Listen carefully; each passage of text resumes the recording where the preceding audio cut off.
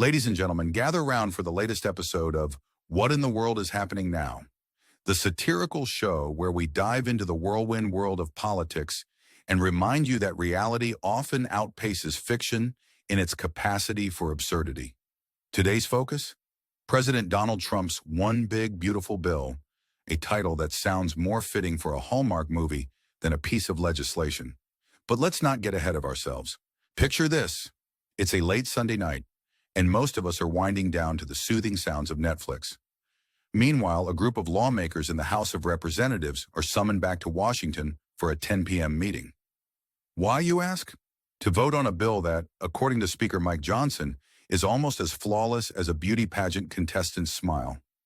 The bill, which barely scraped by with a 17-16 vote in the House Budget Committee, is now one step closer to a chamber-wide vote. But let's not forget the drama that unfolded on Friday, when 4 House conservatives decided to play the rebels without a cause, blocking the bill's progression. Their demands? Stricter crackdowns on Medicaid and green energy subsidies, because who needs health care and a sustainable planet anyway? In a move reminiscent of a high school group project, Speaker Johnson made a surprise appearance to assure everyone that minor modifications would be made to appease the rebellious quartet. After a covert meeting in a back room, presumably filled with secret handshakes and pinky promises, the 4 conservatives decided to vote present, allowing discussions to continue. Now let's talk about the juicy bits of this big, beautiful bill. One of the more controversial elements is the anti-abortion provider measure, which could spark yet another rebellion within the House GOP. Because if there's one thing this bill promises, it's nonstop entertainment for political pundits and late-night comedians alike. In his infinite wisdom, Johnson exudes confidence that every Republican member will cast a vote that propels this legislative masterpiece forward. His optimism is contagious, much like the flu, as he predicts productive discussions with various House GOP factions. And why wouldn't they be productive? After all, nothing screams unity like a group of conservatives with wildly divergent priorities.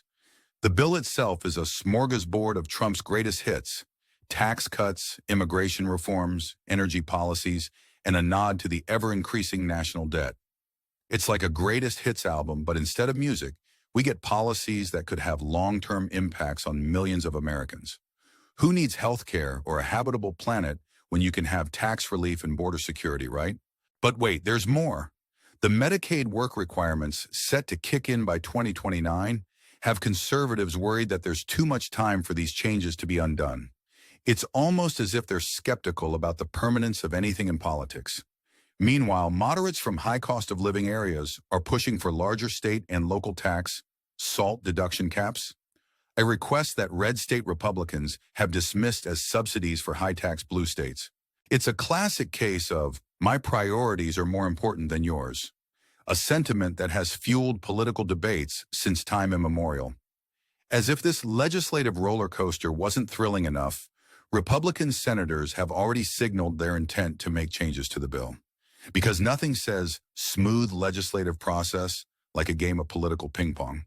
Speaker Johnson optimistically hopes that the Senate won't make many modifications, but we all know how well hope and politics mix. In the grand tradition of politics, the bill must pass both the House and Senate in identical form before it graces President Trump's desk, where he can finally sign it into law. Republican leaders are gunning for a 4th of July deadline, because what better way to celebrate America than with a piece of legislation that promises to divide the nation even further. Before we wrap up this episode, let's take a moment for a brief yet shameless self-promotion. If you've enjoyed this satirical take on current events, don't forget to subscribe to our channel, hit that like button, and leave a comment below. We want to hear from you. What do you think about President Trump's big, beautiful bill? Is it a legislative masterpiece or just another chapter in the never-ending saga of political theater? Let us know your thoughts. And who knows, maybe your comment will be featured in our next video. And there you have it, folks. Another day in the life of American politics where the stakes are high, the rhetoric is even higher, and the absurdity knows no bounds. Tune in next time for more witty commentary and biting satire as we continue to navigate the wild world of news and politics. Until then, keep questioning, keep laughing, and most importantly, keep thinking critically.